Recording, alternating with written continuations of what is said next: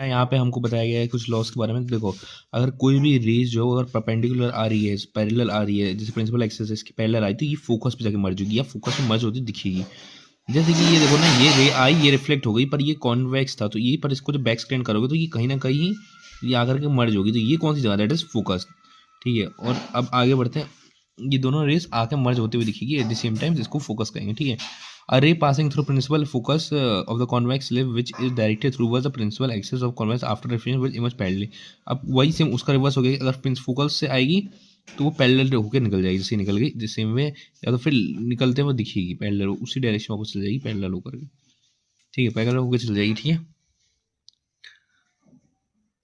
Which much parallel to the principal axis. ठीक है, तो ये रिफ्लेक्ट होकर चले जाएगी, इस तरफ हो जाएगी, पर ये दिखेगी कि वो उसकी तरफ आ रही थी। ठीक है, a ray passing through and curvature of a concave mirror और directed in direction of the centre of curvature of convex mirror after reflected back from along the same path. ठीक है, अगर कोई भी जो रे है अगर वो सेंटर ऑफ कर्वेचर से पास ऑन होकर के डिफ्लेक्ट करती है तो वो सेम पाथ पे वापस चलती जाएगी, तो ये रिट्रेस हो जाएगा पाथ।